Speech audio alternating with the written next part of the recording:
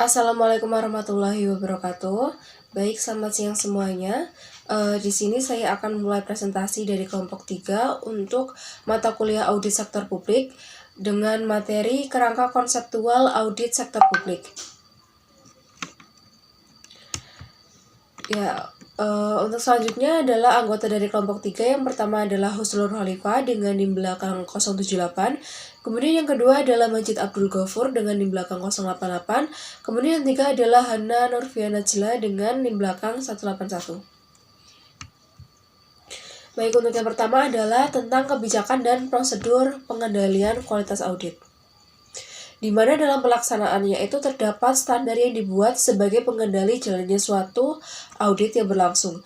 Jadi fungsinya itu untuk merumuskan prosedur untuk mengamankan bahwa pelaksanaan audit itu sesuai dan efektif dan bertanggung jawab untuk laporan audit dan tidak terganggu oleh kurangnya kepatuhan dari pihak luar yang terkait dari personil. Kemudian prosedur perencanaan, metodologi, dan pengawasan sehingga hasil yang dihasilkan itu sesuai dengan yang diharapkan.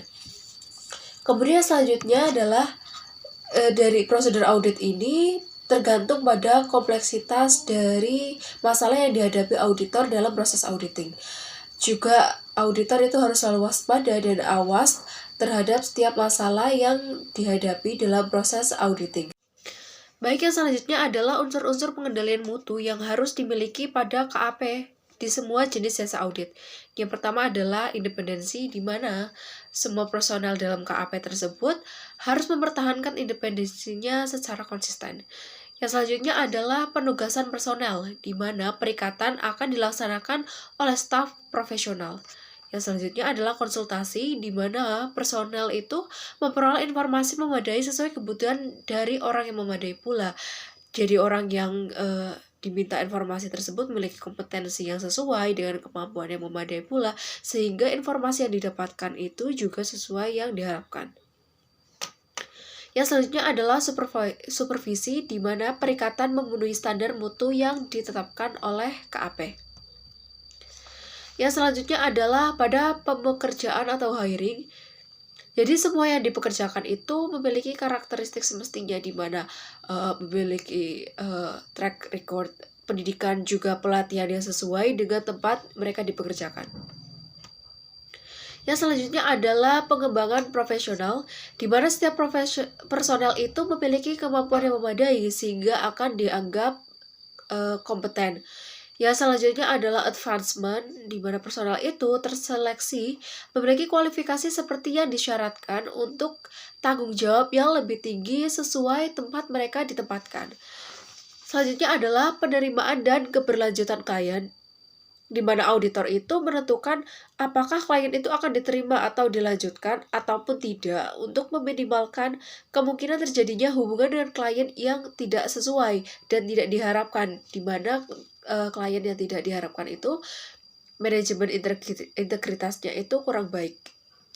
Yang selanjutnya adalah inspeksi, bahwa prosedur yang berhubungan dengan unsur lain pengendalian mutu telah diterapkan secara efektif.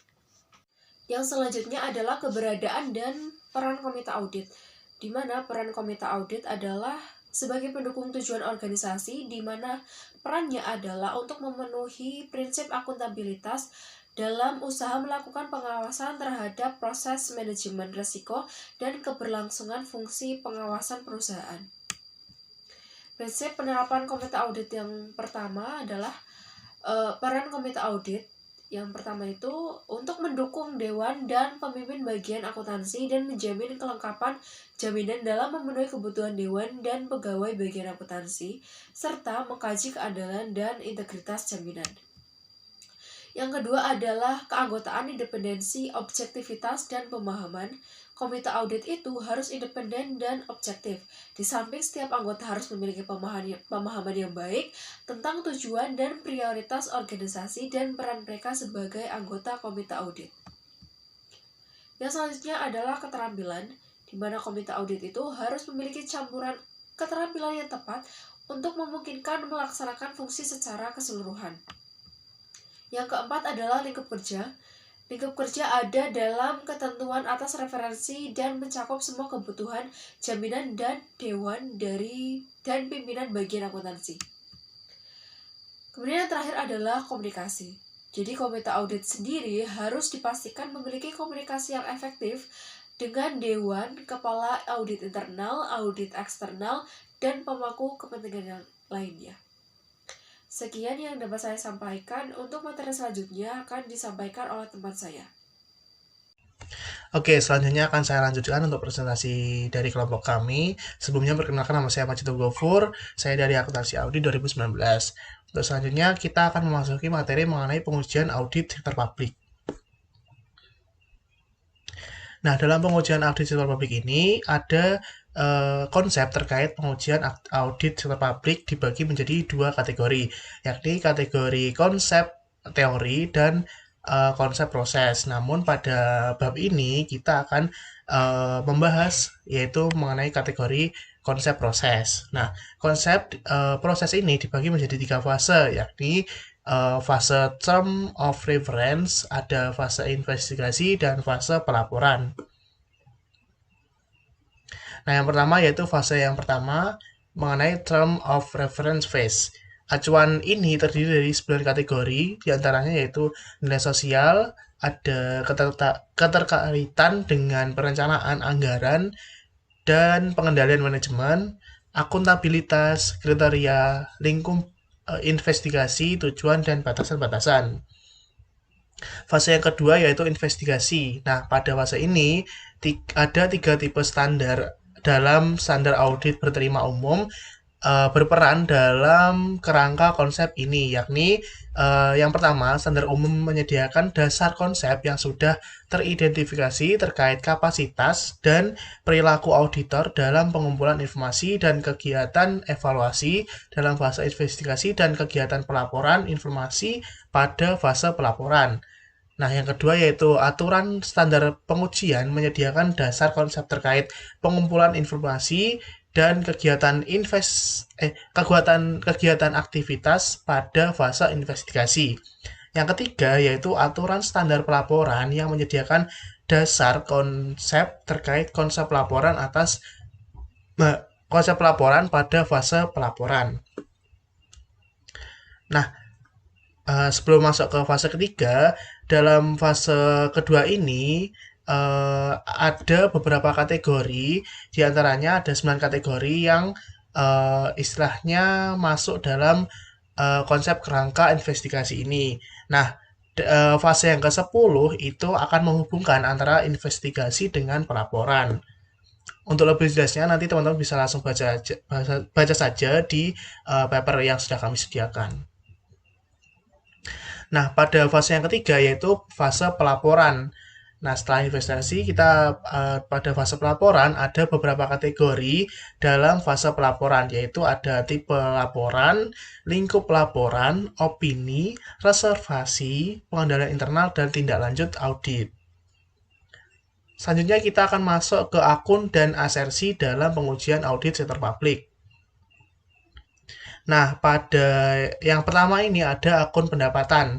Nah, tujuan dari akun pendapatan ini untuk mengungkapkan ada tidaknya salahsaji yang material dalam pos pendapatan organisasi, dana transfer, dan lain-lain pendapatan yang sah. Nah, ada beberapa faktor yang menyebabkan tingginya resiko bawaan siklus pendapatan ini. Antara lain, yang pertama, volume transaksi yang selalu tinggi. Yang kedua adalah masalah akuntansi yang berkembang. Tingginya volume transaksi akan memperbesar kemungkinan terjadinya salahsaji. Yang kedua yaitu ada akun belanja. Nah, tujuan dari akun belanja ini yaitu untuk memperoleh bukti mengenai masing-masing divisi signifikan yang berkaitan dengan transaksi dan saldo siklus belanja. Nah, tujuan audit ditentukan berdasarkan kelima kategori asersi laporan keuangan, yakni yang pertama ada siklus belanja organisasi sektor publik mencakup berbagai proses dan keputusan untuk memperoleh barang dan jasa yang diperlukan dalam pelaksanaan kegiatan organisasi sektor publik, termasuk di dalamnya unit-unit organisasi. Yang kedua, yaitu risiko bawaan pos belanja organisasi sektor publik pada banyak organisasi adalah tingkat tinggi. Yang ketiga, yaitu tingginya volume transaksi akan memperbesar kemungkinan terjadinya salah saji. Semakin tinggi volume transaksi, semakin tinggi pula kemungkinan organisasi sektor publik melakukan pembelian aset yang tidak perlu. Yang keempat, tingginya resiko bawaan siklus belanja menyebabkan banyak organisasi sektor publik memprioritaskan atau memperluas struktur pengendalian internal siklus belanja untuk mencegah dan mendeteksi salah saji. Dan yang terakhir, yaitu faktor ini perlu dipertimbangkan dalam memilih strategi audit adalah pertimbangan manfaat biaya, pengujian pengendalian tergantung pertimbangan manfaat biaya. Nah, untuk selanjutnya akan dilanjutkan oleh teman saya. Oke, nama saya Hana. Melanjutkan pembahasan dari teman saya, untuk akun yang selanjutnya ini ada akun Aktiva Tetap. Seperti yang kita ketahui, Aktiva Tetap ini merupakan aset atau kekayaan terbesar yang dimiliki oleh organisasi sektor publik untuk mereka melaksanakan kegiatan operasionalnya. Nah, makanya audit atas akun ini sangatlah penting. Adapun tujuan dari audit ini adalah untuk memperoleh bukti tentang asersi yang berkaitan dengan transaksi dan saldo aktiva tetap. Nah, bisa dilihat di sini ada 5 kategori asersi laporan keuangan. Yang pertama itu asersi keberadaan dan keterjadian. Asersi ini untuk membuktikan keberadaan aktiva tetap dan keterjadian transaksi yang berkaitan dengan aktiva tetap yang dicantumkan di dalam neraca. Apakah transaksi tersebut benar-benar ada dan terjadi atau tidak. Nah, kemudian yang kedua ada asersi kelengkapan. Asersi ini untuk memperoleh keyakinan tentang keandalan catatan akuntansi yang berkaitan dengan aktiva tetap. Yang ketiga, asersi hak dan kewajiban. Asersi ini untuk membuktikan apakah harta yang tercantum di dalam neraca ini dimiliki oleh organisasi atau tidak, dan apakah kewajiban yang tercantum di dalam neraca ini merupakan kewajiban organisasi atau tidak. Dan yang keempat, asersi penilaian dan pengalokasian. Asersi ini untuk membuktikan kewajaran penilaian aktiva tetap yang dicantumkan di dalam neraca. Dan yang kelima, ada asersi penyajian dan pengungkapan. Asersi ini untuk membuktikan apakah aktiva tetap telah diklasifikasikan, dijelaskan, dan diungkapkan dengan semestinya. Selanjutnya, akun jasa personalia. Siklus ini berkaitan dengan masalah yang berhubungan dengan kompensasi untuk eksekutif organisasi sektor publik dan karyawannya. Nah, kompensasi ini bisa seperti gaji, pajak penghasilan pegawai, insentif lembur, komisi, dan tunjangan lainnya. Nah, transaksi utama dari siklus ini sendiri adalah transaksi gaji. Yang selanjutnya, akun pembiayaan investasi. Pada umumnya, investasi merupakan bagian dari strategi jangka panjang suatu organisasi sektor publik. Investasi ini dapat berupa penanaman surat berharga yang termasuk aktiva lancar ataupun bukan aktiva lancar. Nah, strategi audit pada akun pembiayaan investasi sangat tergantung pada frekuensi transaksi penanaman investasi. Saat frekuensi transaksinya rendah, auditor akan menghemat biaya jika memakai primary substantive approach atau pendekatan mengutamakan pengujian substantif. Nah, jika frekuensi transaksinya tinggi, maka auditor dapat menghemat biaya jika melakukan pengujian pengendalian untuk mengumpulkan bukti yang memadai. Nah, akun yang terakhir ini ada akun saldo kas. Saldo kas dihasilkan dari pengaruh kumulatif siklus belanja, siklus jasa personalia, dan juga siklus investasi.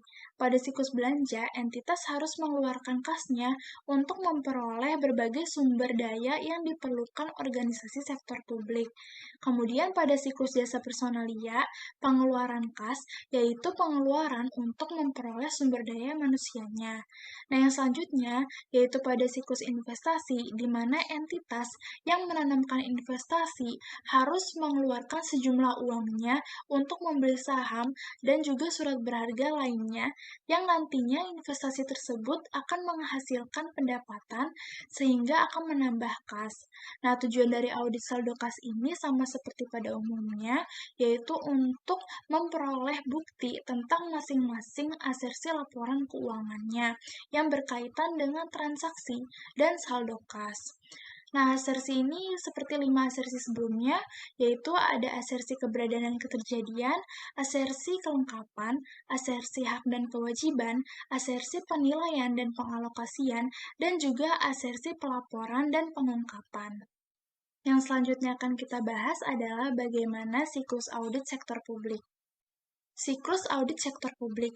Tahapan pertama yaitu survei awal karakter dari industri atau organisasi sektor publik yang akan diaudit. Nah, tujuan dari survei ini agar lebih memahami aktivitas klien, kemudian auditor juga dapat memperoleh informasi awal sebagai bahan untuk melaksanakan pekerjaan lapangan nantinya. Nah, tahapan yang kedua, untuk setiap area yang akan diaudit, auditor harus menyusun langkah-langkah audit yang akan dilakukannya, atau di sini auditor akan memulai membuat program audit. Nah, program audit ini berisi tujuan audit untuk setiap area, prosedur audit yang akan dilakukan, kemudian sumber-sumber bukti audit, dan yang terakhir itu deskripsi mengenai kesalahan atau error. Nah, setelah program audit ini selesai dibuat, maka pihak organisasi sektor publik ini dapat segera mengeluarkan surat tugasnya untuk auditor untuk melaksanakan auditnya.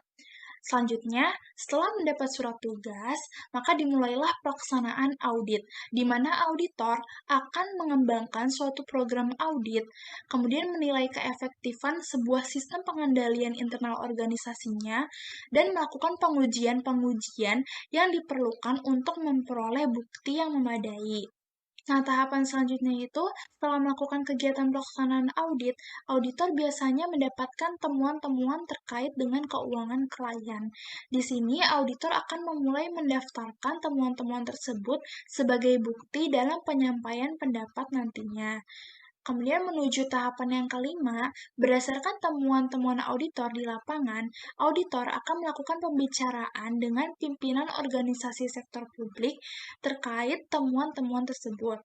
Nah, dalam tahapan ini, auditor akan melakukan cross-check atau pengecekan kembali hasil temuannya dengan fakta yang terjadi di lapangan.